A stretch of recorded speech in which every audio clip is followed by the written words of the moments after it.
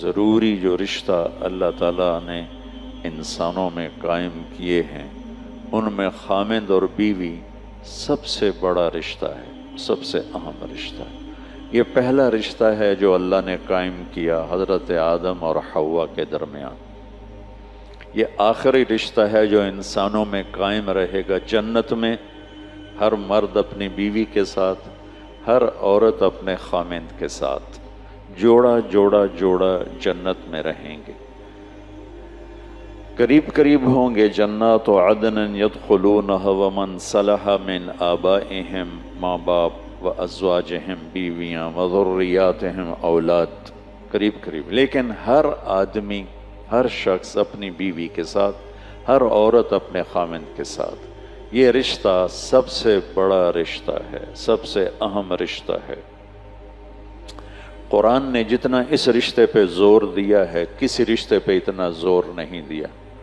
والدین کی خدمت اور حقوق کے لیے چند آیات، اولاد کی تربیت کے لیے چند آیات، باقی رشتوں کے لیے تھوڑی تھوڑی آیات ہیں، لیکن خامند اور بیوی کے رشتے کے لیے سینکڑوں آیات، پوری پوری سورت اتاری ہے۔ سورہ تحریم خامند اور بیوی کا رشتہ، سورہ طلاق خامند اور بیوی کا رشتہ، سورہ نساء خامند اور بیوی کا رشتہ، سورہ بقرہ، آل عمران، اتنی تفصیل ہے۔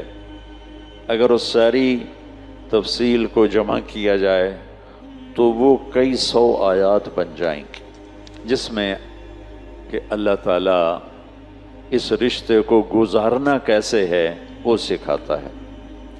ایک اس کی اہمیت کی وجہ سے، ایک اس کی کمزوری کی وجہ سے۔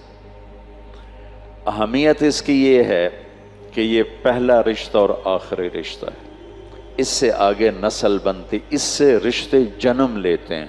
اولاد ہوتی ہے تو یہی خامند بیوی ماں باپ بن جاتے، آگے اولاد کی شادی ہوتی ہے تو یہی خامند بیوی دادا دادی نانا نانی بن جاتے ہیں، ساس سسر بن جاتے ہیں۔ اس سے سارے رشتے جنم لیتے ہیں۔ اور دوسری اس کی کمزوری ہے، باقی رشتے ٹوٹتے نہیں۔ باپ اور بیٹے کا رشتہ یہ ٹوٹتا نہیں، چاہے تعلق اچھا ہو یا برا ہو۔ بھائی اور بھائی کا رشتہ یہ ٹوٹتا نہیں، چاہے تعلق اچھا ہو یا برا ہو۔ بہن بھائی کا رشتہ یہ ٹوٹتا نہیں، چاہے بول چال ہو یا بند ہو۔ لیکن خامند اور بیوی کا رشتہ ایک بول پہ ٹوٹ جاتا ہے، ایک لفظ پہ ٹوٹ جاتا ہے، اور اللہ چاہتے ہیں کہ وہ حالت پیدا نہ ہو اور وہ صورتحال پیدا نہ ہو۔ اس سے کیسے نکلنا ہے، اس سے کیسے بچنا ہے؟ صورتیں بھری پڑی، زندگی کیسے گزارنی ہے، صورتیں بھری پڑی ہیں۔ اور بدقسمتی سے یہ رشتہ سب سے زیادہ اس وقت پس رہا ہے، جتنا یہ اہم ہے اتنا یہ پس رہا ہے، اور اس کی وجہ ہمارا جوائنٹ فیملی سسٹم ہے کہ وہیں باپ رہتا ہے، وہیں ماں رہتی ہے، وہیں بیٹا ہے، وہیں اس کی بیوی ہے، وہیں اس کی بہنیں ہیں، تو ایک کھچڑی پک جاتی ہے۔ کسی وقت میں یہ بہت اچھا سسٹم تھا کہ ایک دوسرے کے رشتوں کی پہچان تھی اور ایک دوسرے کے مددگار تھے، لیکن اب یہ جوائنٹ فیملی سسٹم ایک مصیبت بن چکا ہے کہ رشتوں کی پہچان نہیں، اور جتنے لوگ زیادہ ہوتے ہیں اتنی لڑائیاں زیادہ ہوتی ہیں۔ اس لیے آنے والی کا یہ حق ہے، آنے والی کا یہ حق ہے کہ طیب کا باپ مالدار آدمی ہے، اس کی بیگم مطالبہ کرے کہ مجھے الگ رکھو، میں تمہارے ماں باپ کے ساتھ نہیں رہنا چاہتی، تو اس کے ذمے ہے یہ اس کو الگ گھر لے کر دے، تاکہ اگر کوئی جھگڑا ہو تو 2 میں ہو، 10 میں نہ ہو۔ چونکہ جوائنٹ فیملی سسٹم میں ایک قطرے کی جو بات ہوتی ہے نا وہ موج بن جاتی ہے، ایک تنکے کے برابر کی بات ہے نا وہ جنگل بن جاتی ہے۔ اور خاص طور پر ساس اور بہو کا جو رشتہ ہے یہ بہت مسخ ہو چکا ہے، یہ بڑا پیارا رشتہ ہے۔ میں نے اپنی بیٹیوں کو ڈولی میں بٹھا کے رخصت کر دیا، میرا گھر میری بیٹیوں سے خالی ہو گیا۔ اب میں کسی کی بیٹی کو لے کے آ رہا ہوں یا آ رہی ہوں، میں اسے اپنی بیٹی بنا لوں، یہ آنے والی اسے اپنی ماں بنا لے، تو یہ کتنا خوبصورت رشتہ ہے۔ لیکن ساس ہی سب سے نیگیٹو کردار ہے اور سسر ہی سب سے نیگیٹو کردار ہے کہ یہ جانتے نہیں کہ میرے نبی کی زندگی کیسی تھی، میرے نبی نے مدینے کے صحابہ کو انصار کہتے ہیں اور مکے کے صحابہ کو مہاجرین کہتے ہیں۔ تو ایک دفعہ میرے نبی نے اپنے مدینے والے ساتھیوں کی تعریف کرتے ہوئے یہ بات فرمائی کہ یہ جو میرے انصار مدینہ ہیں، یعنی مدینے والے، یہ بڑے عالی شان لوگ ہیں۔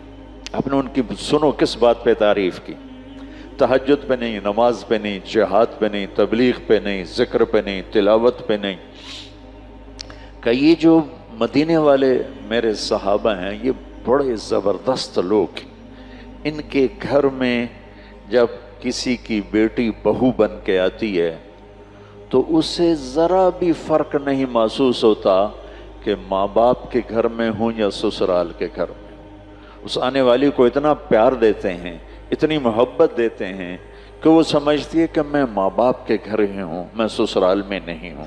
لیکن ہمارے آج کے ماحول میں سسرال آنے والی بیٹی بچی کے لیے ایک جہنم بن جاتا ہے، جہنم، تانے، بولیاں، طنز، تنقیدیں۔